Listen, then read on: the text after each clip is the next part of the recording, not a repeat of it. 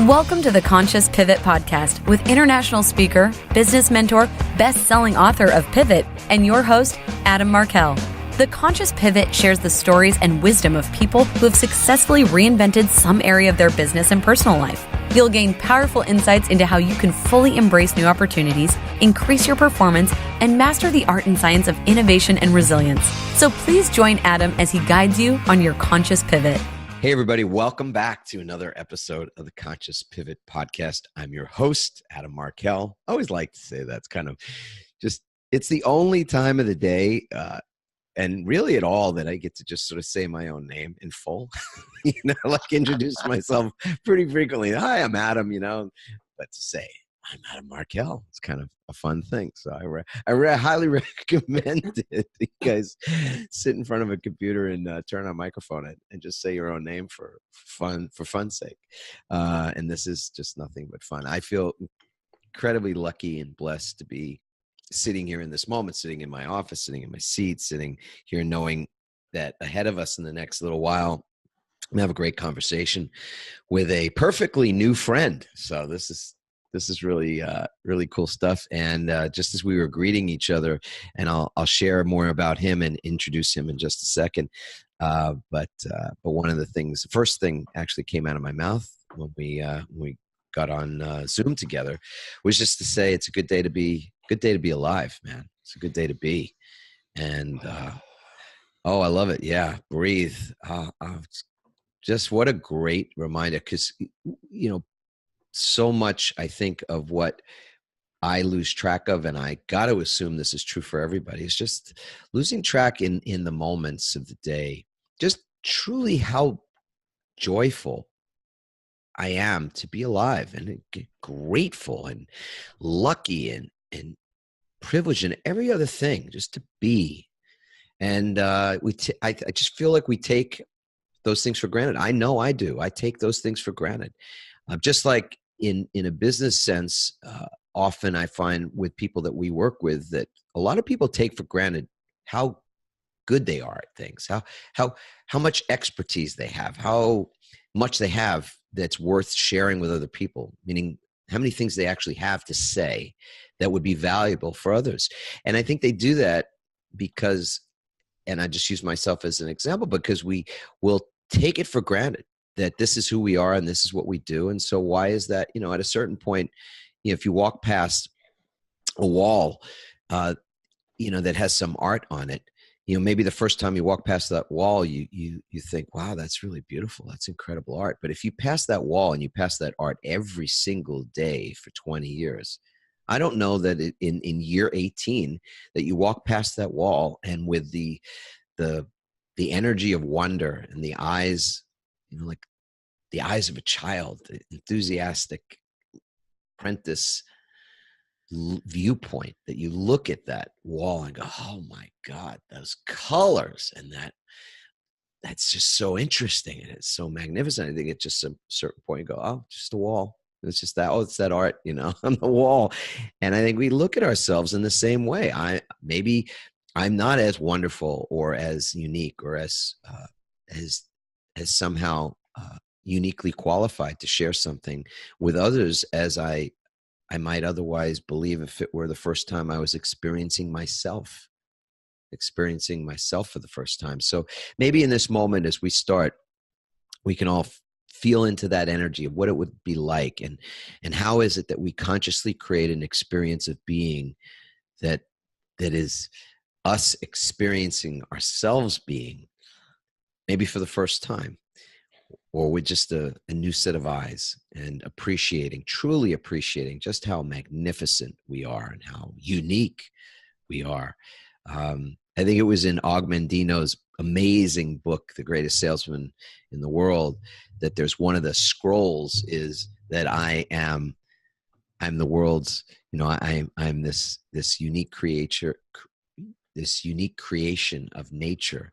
I'm the world's most unique being, and things like that. It just bears, I think, repeating. So I have the blessing today of being in conversation just a few moments with a gentleman that I think is quite unique, and his experience is certainly unique, and the work he's been doing in the world for more than 20 years is really breathtaking. And we have a lot of sort of common friends, and we even have a kind of a funny story how this podcast came about through one of those just interesting synchronicities, but I'll save that for later. His name is David Wood, and David has a very unique perspective. In fact, his quote is that when you're 10,000 feet above the Himalayas hanging from a piece of cloth, you see life differently. So I want you to imagine that for just a second, everybody, just as we're imagining what it would be like to see ourselves through the eyes, the eyes of a child even. Imagine yourself 10,000 feet above the Himalayas, hanging from a piece of cloth. What would you experience? What would you be feeling? What would you be sensing in that moment? He holds the viewpoint that life is the best game there is and asks, are you playing for real? I'm going to get into that. What does it mean to play for real? David coaches high-performing entrepreneurs, executives, and leaders to play the best game they possibly can, living a regret-free life. How? By setting life-changing goals, laser-focused action, and increasing their levels of truth, daring, and caring in both life and work. He loves sharing his message of playing for real on live stages, podcasts, interviews, and radio shows, and has been best described as playful and deep. It's a great way to be described. A former consulting actuary to Fortune 100 companies, including Sony Music, Procter & Gamble, and Exxon, David left his cushy Park Avenue job 20 years ago to explore both the outer world and his own inner world. Along the way, he's coached thousands of hours in dozens of countries around the globe, and is the author of Get Paid for Who You Are, with a foreword by our mutual friend, Jack Canfield. David, it's a great pleasure to have you on the show today. Thanks for being with us. Thank you, Adam. I'm enjoying myself already. Way cool. Well, that's an incredible bio, and I'd love to know what's not written in that bio that you would love for people to know about you. Well, you mentioned truth, daring, and caring, and something I'm trying to do more and more of in my life is reveal and transparency. And I think it's so easy, particularly in a bio and on Facebook, to do identity management. We want to present to the world how everything's positive and shiny and all that successful stuff, and just kind of pretend the other stuff doesn't happen. So I'd like people to also know that I've experienced loss, deep pain. I lost my sister when I was 7 years old, so it's had a big impact on my life. I've had a lot of experience with anxiety and depression, so it's not like I just wake up every day totally pumped and succeed by clicking my fingers. Sometimes it's an effort to send an email, but we all get to work with what we have. So I think I'd like people to know that I have bad days too. I have terrible days and I have good days, and I'm a mixture, as I think most of us are. Yeah. Wow, David, thank you for thanks for going there with that. I feel like I want to reveal something too. I don't want to sort of plus what you've said. I'll just say I've had my own share of anxiety, and even though that feeling doesn't sort of come to me too often these days, I still get in my own way in other ways. I sometimes battle procrastination. I'm a sort of a maybe recovering perfectionist is a way to look at it, but I too can sit with an email, like making more out of it than whatever, or just putting it off so long for things. And I wake up in the morning, and even though that's really the crucial point of my day is to start off on the right foot, as my grandmother used to say. Some days I just wake up and I feel gray, just down, no lack of energy, or pissed off, or whatever it is. And you're right. I think identity management is a big activity for a lot of folks. And in many ways, I think it may even be pulling, kind of pushing people further apart on some level, because if you're known as something, or you've curated a brand, a personal brand that says you are something in the world, whether that's in the business space or it's otherwise, to do something that conflicts with the brand or might damage the brand, I think it's a concern people have. Yeah. And one thing that I really want for everybody, I want it for me and I want it for everyone, is I want everyone to like themselves more. Mm. And I think that this identity management goes against that. The more we present this stuff, this positive stuff to the world, the more we're really saying the rest of me is not okay. So a great example of this, I'm a big fan of the book Ender's Game. And in the series, someone becomes a speaker for the dead. And when he speaks, he doesn't give the normal eulogy about all the positive stuff. He speaks about the whole person, the dreams they didn't fulfill, their frustrations, their losses, their sorrows, as well as all the rest. And I'm so inspired by that. Let's embrace all of us. And I think that's the journey that we're on, and that's the journey I'm encouraging with everyone I can. Yeah. Embracing things is so important, isn't it? I mean, it's what does that word embrace mean? I mean, it's pretty obvious on some level, but well, David, what does it mean to you to really embrace something? I think the first step might be to tolerate it. Right? Yeah. So let's say with my energy levels, when I wake up and I feel like crap and I don't want to do anything, the first step would be, all right, can I at least put up with this instead of fighting it so much? Can I share it with some people so I'm not hiding it anymore? Because I think that's the path to acceptance. And then a friend of mine, once I was having a really rough day, and a friend of mine said, "Oh, I hear that you're sad and you're crying and shit." And he said, "Enjoy the ride." Yeah. And that was the best thing I could have heard. It's like, yeah, if I'm going to feel like this, I might as well enjoy the ride. Maybe I'll get some ice cream. Maybe I'm going to watch a sad movie. I'm going to snuggle up in bed. I'm going to enjoy feeling like this. I may as well. It's already happening. So that would be, I can't embrace everything. But.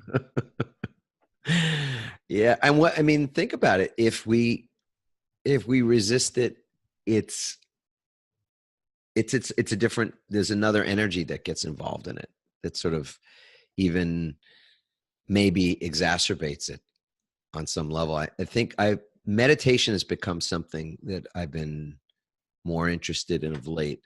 I've been a prayer. I pray. I love to pray. I love to get into stillness and be with God, but I didn't meditate per se. So meditation is new for me. And in fact, in a recent TED Talk, I sort of outed myself to say my dirty little secret is I'm a crummy meditator.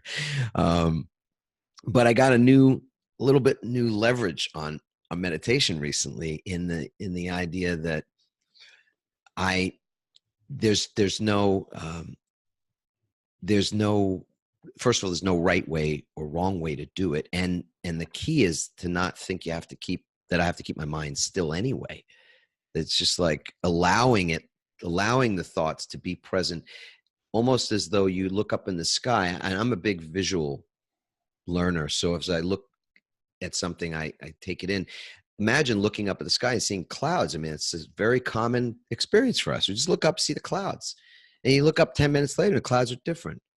It could be that the sun's out 10 minutes later, the sun's not out. It's cloudy, it completely feels different, etc. Our thoughts are the same way. They just come and go like clouds.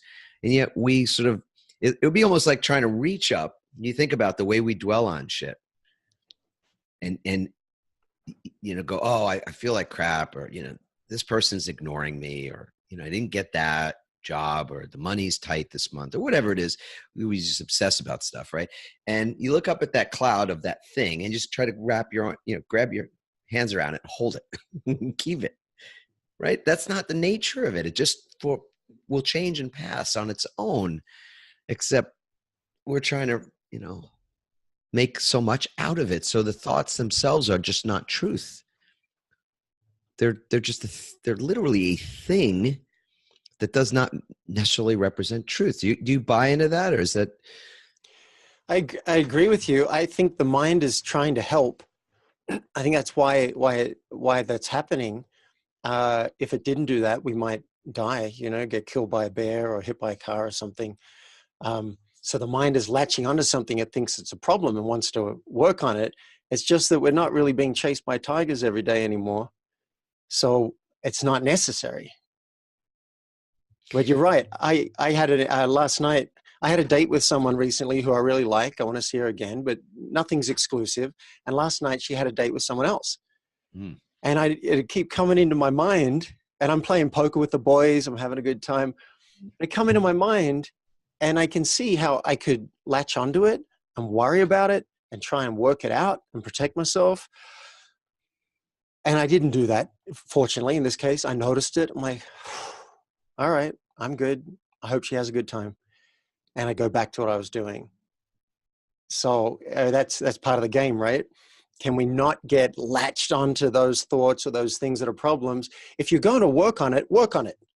Work on the problem, fix it, do something. But if you're just worrying about something that there's no practical action to take, that seems like superfluous worry. Yeah. And how do we well, that's interesting. Superfluous worry. I used to say this to myself when I was a lawyer years ago. I would say, you can't win without worry. And talk about and it's interesting because on some level, I was convinced that my winning in life and in business and in the law, even with the actual cases I took, that it was because I worried better than my competitor. I worried better than my adversary. And if I worried more, I would win more. And that was the concept. And I really feel like it's so interesting that I tied fear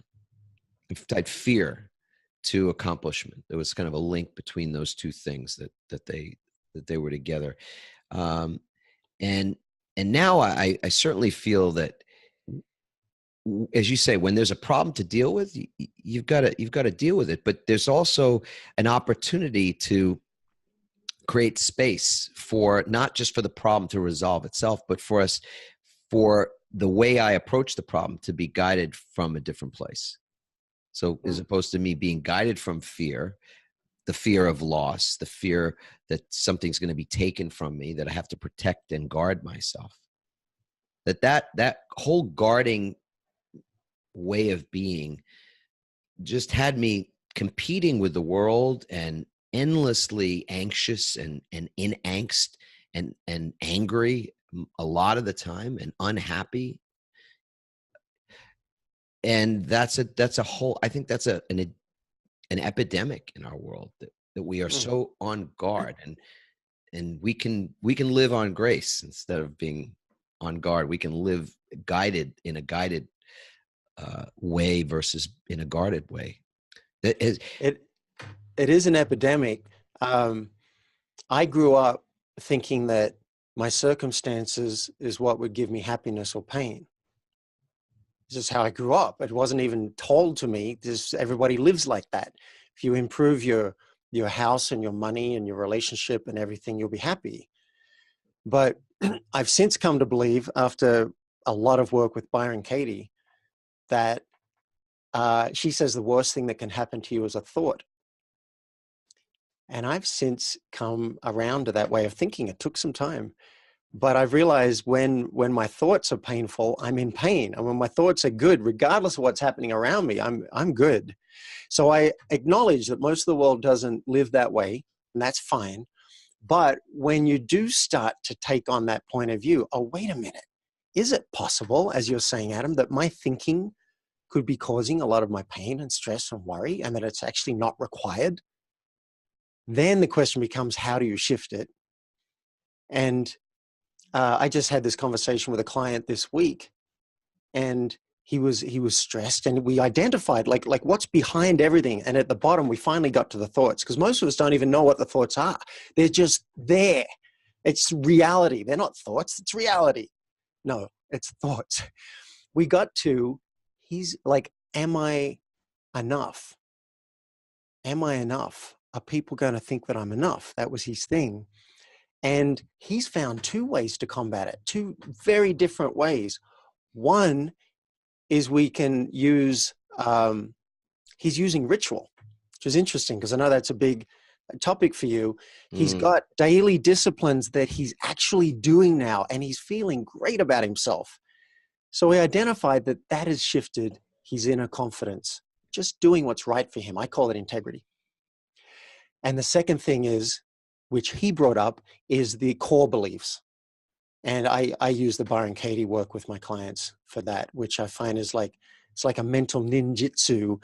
Once you identify the thought, you kind of get in there with a little surgery, and it can self-destruct. It's the fastest thing I've found to dismantling. I was in my head just debating whether I wanted to share this or not, but I'm going to go for it. So just recently, I'm very influenced by Emmett Fox. He's been a tremendous mentor to me. And it's one of the cool things about mentorship is the mentor doesn't have to even be alive. So Emmett Fox passed away, I think, in 1951. He's a scientist and philosopher and metaphysician, spiritual teacher, and a lot of really great work. Power Through Constructive Thought is one of his books. And I have this around the yearbook, and he was in the beginning of the year, he's talking about our mental diet. And then he was also sharing some things about the aspects of God. And God means different things to people, and including people who don't believe in God. It means something different entirely. So I don't mean anything religious by it. And certainly I'm not ascribing it to a particular religion, but the sense that there's for me, that there's a creator, and that I'm a part of an infinite creation of the universe that is so much bigger than me, and yet I am a piece of it. So it's like being a spark of a big fire. You know, you're not the entire fire, but you're a spark of that fire. And I feel certainly that's the case. That feels accurate for me. So in describing these aspects of God, Emmett was saying, so God is life itself, not an aspect of life, but life itself. And I thought, okay, that makes sense. And there's a little bit of reading about that. And then God is truth. And in that reading, I started to think to myself, so what else is truth? Where does truth with a capital T exist? And what isn't truth? And that's where this collision of my work on the meditation side and that sort of came together and said, are my thoughts true? And it sort of released, it gave me this great release from the pressure that somehow the things that are going on inside my head, whatever that energy is that my mind is creating, that somehow maybe that's just a fiction. It's, it's just something made up. It doesn't exist. There's no truth in it. No. It's freeing. I'm reminded of your cloud analogy now, and thinking about, you could look at a cloud and say, that's a dog, because it's in the shape of a dog, but it's really just a moving amorphous mass that's changing from moment to moment. There's nothing true about it. No. I mean, so it's like, it's kind of it leaves you in a really funny place, because you go, so if my thoughts are not truth, like, capital T truth, well, what do we do with them? What do I do with them?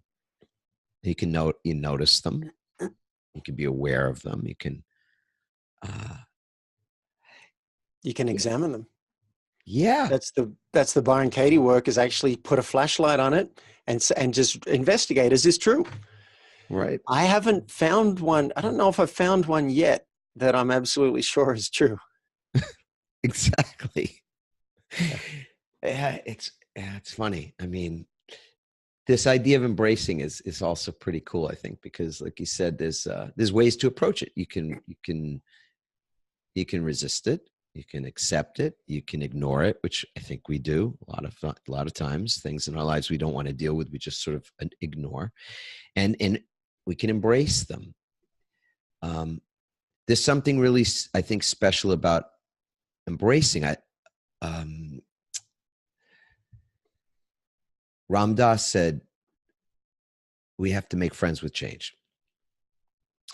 So that's an embracing. It's a loving energy around it. And so I know for me, in fact, when I look back, one of the things that I have had difficulty embracing as a thought, as a pattern of thinking, has been this the fear of the unknown. Like anytime I find myself stressed and just in old patterns of being driven by fear and then of course angry as a result, it's usually because there's just something unknown that I can't control. So this craving for control and to know what is unknowable, like what's going to happen in the next moment, is an example, is just it's really it's interesting. So to embrace things, including the things that scare the shit out of us, is an interesting concept. Do you do that? Is that a part of what your own path has been? I think that's the game. When you're playing the game of life, you're playing for real. The game is constantly, can I embrace what's happening? Doesn't mean you can't, in the next second, try and shift it or change it. But can I embrace what's happening? And I don't always. There's some things that I still resist, but I'm getting better. I think I'm getting better and quicker. And my psychiatrist called me counterphobic, which I'd never heard that word until last year. And he said, you kind of, because I lean into anything I'm scared of. We've mentioned truth, daring, and caring. Well, the daring part of it is I don't want to leave anything on the table. When I die, I want to know that I gave it everything. Mm-hmm. So, I was afraid of abandonment. So I leaned into open relationships to see if I could breathe through that. I'm afraid of heights. So I fly above the Himalayas in a paraglider. Whatever I'm scared of, I try and lean into it because I don't want it to have power over me. Yes. What, David, I know that you've had some significant changes in your own life. The word we use in the show is pivot. It's a kind of a fun word for it, these changes. Take us into that. What was it like for you to make some of those more significant shifts? And were you embracing it at the time? Were you able to breathe, as you said, while it was going on? Or were you holding your breath and white knuckling it like so many of us do? I have this idea based on my experience in the last year and a half that taking on something new when the stakes are high is naturally scary. That's part of this human existence. So the pivot that I made, and it wasn't like I woke up and consciously said, oh, I want to pivot today. This is my new direction. And I know exactly how it's going to pan out. That's not how it went. I was in Bali and I was almost retired. Like I had a nice life. I had staff that would wash my scooter and bring me food. And it was an amazing life. And then I had visa problems and I had to leave Bali with hours notice. Like same day. I had a life there. I had everything set up. I had a villa, whatever. I had to leave. And I realized too, I can't always live on savings. I can't do it for the rest of my life. It's going to run out. So I thought, what am I going to do to make money? And the natural response for me is some kind of service. I have to do some kind of service in the world. And a friend of mine said, you've been a coach for 20 years. Why don't you go back to coaching? Because you're really good at it. But I was burned out on coaching because I just was done with that niche. I've been working with coaches for 20 years. and helping them build their business. And I just said everything there was to say for me. So I started thinking, well, who would I love to work with? And that was the pivot for me. And it didn't just come up in a day. It's taken over a year to work out who I want to work with, to create the Play for Real brand, and to get new clients in this niche, and to prove to myself and others that I'm good at that and I'm producing results. And it's been scary, and sometimes it's still scary because I don't know the future. And there's always a chance that your pivot is going to bomb. There's usually that chance. If there was no chance it was going to bomb, you may not be picking a big enough path. You'd be bored. So someone said, one of my teachers who's now dead said, without doubt, what you produce would have no value. Without doubt, what you produce would have no value. Yeah. Yes. So it's that edge, that being on your growth edge in order for it to, If you know 100% you can do something, you're going to get bored to tears. It'll have no value. Do you mind sharing the name of your mentor that's passed? His name is Vic Baronco, and he created an organization called the Morehouse, which was at one time a university. And the guy just knew a lot about how to have a good time in life. That was what he studied. And people came to him and said, what's going on with you? Can you show us what you've learned? And one of the things that he taught, you embodied in the first and modeled in the first few minutes of this podcast, which was appreciation. He said, without appreciation, there's no growth. Where there's appreciation, there is growth. And I noticed you enjoying breathing, enjoying being alive. You talked about enjoying the art. So I'm really glad to get to know you in that way, because I want to hang out with people like you who are grateful for life. You can still add more on. There's always room for that. But yeah, those are a couple of things that he taught. So I've had plenty of doubt in this pivot. And sometimes I'm like, damn, is this going to work? And then I have other times when I have faith. I'm like, no, this is awesome. And if it doesn't work, I'll pick something else. But definitely that doubt ride. Yeah. I find myself falling off the faith wagon a lot. That's a great line. Yeah, right? Yeah, I think we all do. It doesn't feel good. Every time I sort of get back up and dust myself off, and then I apologize. I sort of make apology for needing proof again. I'm such a needy child. I wish I wasn't. I really do. And I don't want to be. I'm so glad to hear you say that. I kind of wanted to pound. And pound it is. Yeah. A friend of mine said a long time ago, he goes, oh my God, I'm needy. He's like, I'm needy. And that's okay. I never heard anyone say that. It's like, I got plenty of needs and I've been trying to hide them because that's not attractive and no one will want to know me. Well, that's not really how it works. You tell people, these are my needs. Can you help me meet them? No. All right. That's fine. I'll just be honest about it. Yes. It's a whole different ballgame. Oh, it's a totally different thing. Randy, my wife, and I, we've joked about this and then even shared it in the form of these retreats and things around the world at times, that relationships in many ways are challenged because people have expectations. And I remember coming home one day, and it was one of those moments where I walked in the house and I said to Rainey, I got it. She goes, she probably ignored me for the first 5 minutes, but then I kept pestering. I said, no, there's something I want to share with you. Okay. So she stopped doing what she was doing. What is it? And I said, for the relationship program we're developing, I really believe that the root of the problem for people is that they have expectations of each other. That's the problem. They have expectations. And in classic Randy form, she looked at me and said something like, you're an idiot. What do you mean? You can't not have expectations. Like, what what are you talking about? All right. Thank you. I appreciate that. And I went off, like with my tail between my legs, and I went off back to wherever my thinking seat was. And a couple of days later, it hit me, and I went back to her and I said, oh, no. Now it's finally distilled. I was too enthusiastic. I was overzealous, so it wasn't quite cooked yet. But here's the deal. And she said, all right, I'm waiting now. This better be good. I said, it's not expectations that's the issue. It's unstated expectations that's the issue.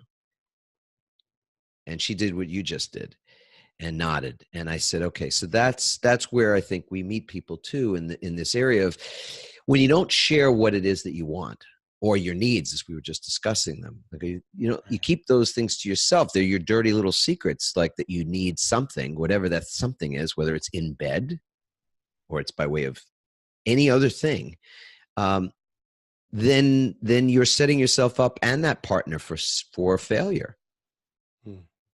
You just and I think that's one of those frustrating things in life, that people aren't getting what they want or aren't getting their needs met because they're not actually stating outwardly. Agreed. Which to me is part of truth, is realizing your own truth and then sharing it. I caught myself. I only realized it today. I had a call with a colleague a couple of days ago, and found out a bunch about what was going on in her world. And then she said, so what's happening for you? And then I said a couple of lines, and then we went straight back under talking about her. And I realized I didn't speak what was happening for me, is that I would have liked her to ask me some more questions about it and have some curiosity. Whether she did or not, I could at least share, hey, I'm noticing I have a desire for this. I didn't do that. So I'm kind of setting her up. I'm complicit. I'm complicit in her failing to meet my needs. Could you repeat that? I really want people to hear that one again. I'm complicit in her failing to meet my needs. Yeah. Think about that. Wow. How beautiful. It's like, gosh. Yeah, you're perpetrating. Yeah. You're a perpetrator. I did it. Yeah. Yeah, right. Which is what I assume, I'm just guessing that you espouse and teach is personal responsibility. For me, not because it's right or moral, just because it seems to work better. So if I can take responsibility for the fact that she didn't do what I want, I've got more access to it. And I'm not pissed anymore. It's like, oh, I could have done a little education there, and it might have been an amazing moment. So there's a good chance when I see her, that I will bring this up to see what's possible. Can I touch too on what you said? I love what you said about I fell off the faith wagon. And what I want for our listeners is not that you stay on the faith wagon all the time, because that's not going to happen. You will doubt your own production, and that's fine. What I want is perhaps we can bring those two concepts we mentioned together, the doubt and appreciation. Can we appreciate falling off the faith wagon and just acknowledge that's part of the game? That's part of how it works. I'm going to doubt myself. I'm going to talk to some friends. I'm going to talk to my coach. I'm going to dust myself off. I'm going to get back in the game so I can have the big wins, or I can have something else that's coming. But can we appreciate that and not kick ourselves for like, I fell off the faith wagon. You got to have faith. You got to have faith. No, a little bit of gentleness. Be gentle with yourself. That's a wonderful takeaway from that for me.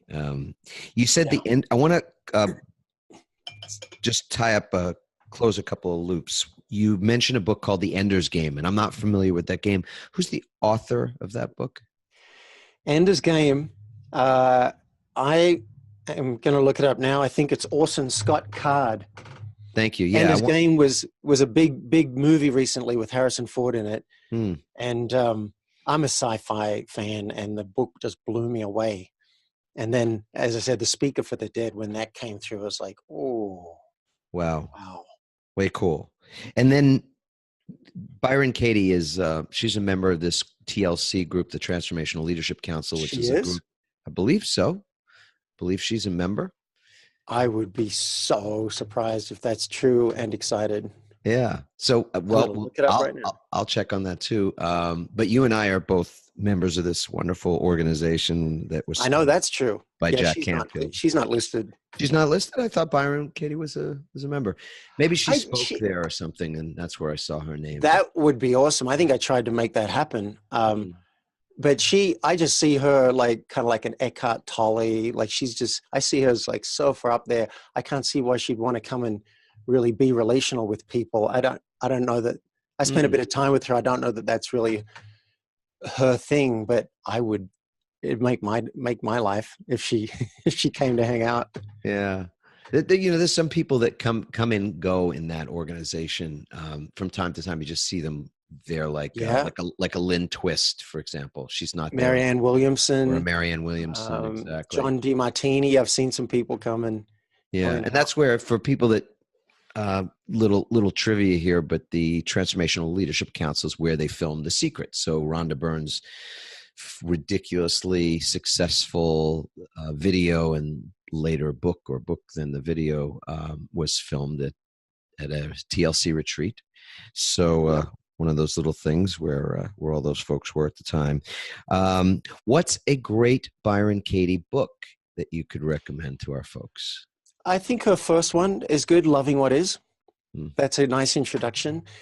For me, that didn't do it for me. Like, I read it, but it didn't change my life. I didn't, interesting, ritual. I didn't get a ritual out of it. It wasn't until I hired a coach, and the coach would go through the work with me. And that started the shift. And then I went to the 9-day school for the work. Wow. It was like I was high. It was such a state of consciousness shift being in that environment. And I really did change my life doing that. And then I went and did a month with her, a turnaround house. And now it is a habit. If I'm in pain and I identify the thought, I'll just run it through in my head. So that's a ritual that I use. But Loving What Is a good intro, and there are plenty of videos online where you can watch her do the work with somebody. Beautiful. Yeah, it's there's different mentors for us at different seasons. I've actually gotten into this in the last sort of almost 3 years now, that I sort of quietly started taking on some private mentorship clients as we were shifting and pivoting in our business. And so I do quite a bit more public speaking, and we lead public speaking workshops actually out of our home, which is a joy for us. But I also started to do some more one-on-one work with folks, which has been so much fun. And something that, as you were saying, at different seasons in our lives, when somebody can help to move us or help us to find our own movement. Yeah. We develop new rituals, things change and shift. So you sort of led me into the place I wanted us to land, which is on that topic of rituals anyway. And you shared already a couple of what you do to sort of deconstruct a thought. Are there other rituals that you have that you do sort of each day even that set you up for success? Yeah, I have one that you might call a ritual. And I want to let you know in 8 minutes, I have to go. I have a coaching call at the top of the hour. Will that work? Oh yeah. I mean, we're wrapping up now. So this is perfect. Right. Couldn't get better timing, David, if you tried. Yeah. Awesome. Well, actually, so there's the Byron Katie process I found is really wonderful for peace. And I'm exercising almost every day, and that's a self-care. I would call that a ritual. I do it ritualistically. I get out there and I do it even when I don't feel like doing it, as a self-care thing. And then something I've been doing in the last couple of months, which is, I love it, particularly as someone who works alone and works from home, is I've got a pod. I pull together a pod of people, and we check in at the top of every hour for 3 or 4 minutes. So it's amazing. We'll get in and I'll say, all right, last hour, next hour. And people give a couple of sentences about what they did and what they're going to do. We go through that, then we get back to work. I set a timer for 25 minutes. I'll take a few minutes break after that. Then I do another 25 minutes, and I am so focused on what I'm doing, because I know I told people what I'm going to do, and I want to be able to report that I actually did it. And if I don't do it, at least my awareness has increased tenfold. I'm seeing where I'm getting distracted and that I'm actually not doing something. There's attention on it. So I'm a massive fan of regular check-ins like that. Yeah. In order to be productive, I mean, productive is a word that's got a lot of charge for me at the moment, just because I see productivity as a word that means, in the corporate space, driving people harder, getting more done with less and getting more out of folks. And yet the word itself is not, it's not a bad word, and I'm not assigning any sort of bad meaning to it, but just that we are, as a society, I think, as a global community, more and more exhausted, and have to create more rituals around recovery and what it takes to be more resilient. But the recovery piece is a big deal, and that's a large part of that is self-care, how it is that we recover. So to have a ritual where 50 minutes is devoted to sort of this more focused activity, and 10 minutes is centered around either feedback or some other kind of renewal, is fantastic. We actually have a 40-20 rule on our side, but I think that's a really cool thing, that you've got this little pod, you check in with each other at the top of the hour and check things out. How is that? How many people are in that group? I think I have a thread on Facebook with maybe 6 or 7, and in any given day, it's usually just 2 or 3, maybe 4 who show up for the check-ins. We just commit to what hours we're going to do. All right, I'm going to do 10 until 4 today. And if no one shows up, I still get value, because I show up, I get in the Zoom room, and I speak out loud. I say, all right, this is what I did in the last hour. This is what I'm doing in the next hour. So you could even do it alone, but it's nice to have other people to do it. I got the idea from Steve Robbins, who is called the Get It Done Guy. And he has a program that you can sign up for and do it. And you go over like 2 months or 3 months, and you'll do these regular days. Plus he's got some other tools. I've just taken on this key part of it for me.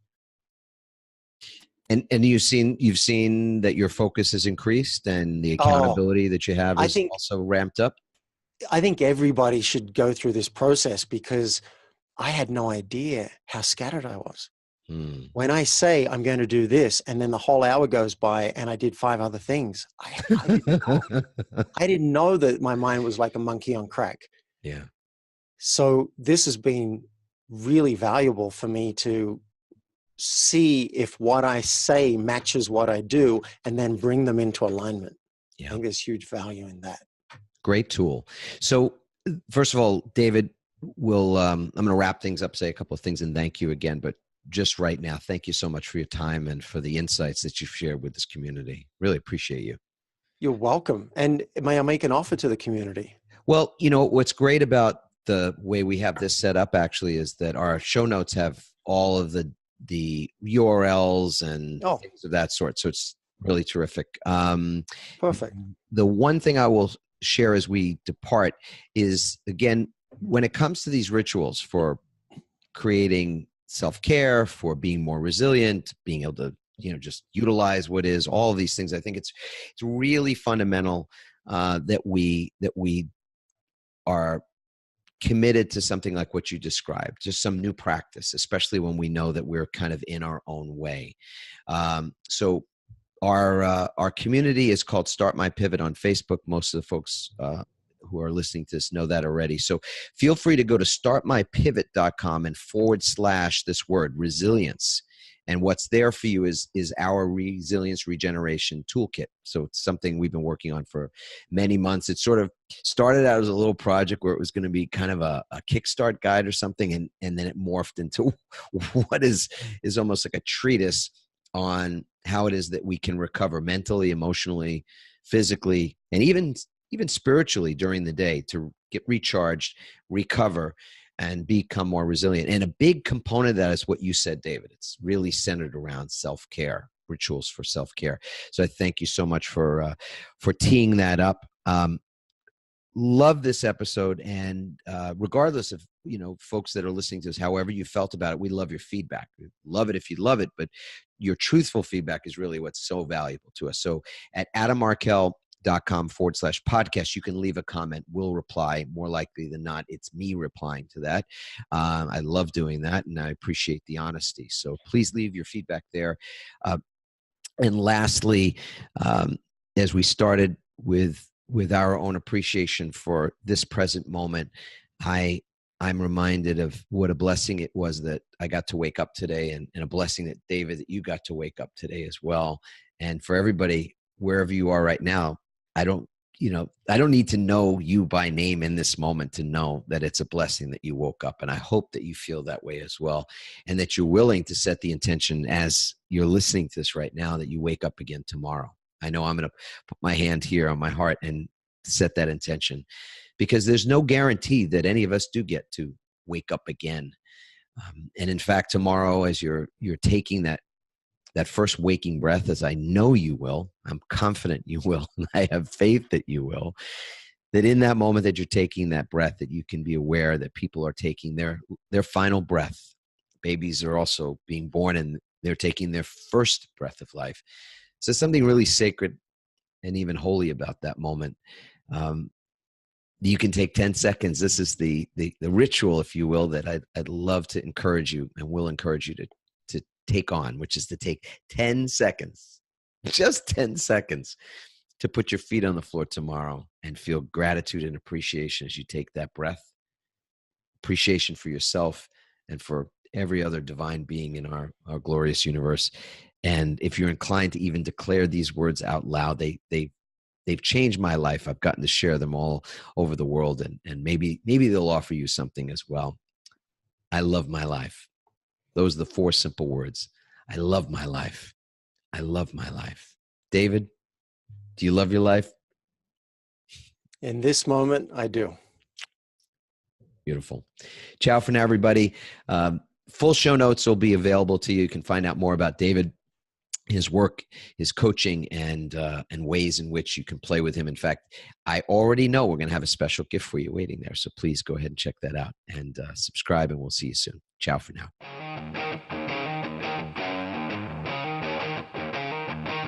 Thanks for listening, everyone. We hope you now have the tools and greater insights to navigate your own pivot.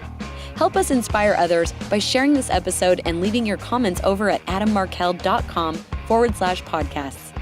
For more tips, strategies, and support as you consciously pivot into a new business and lifestyle you love, join our Pivot community on Facebook at pivotfb.com.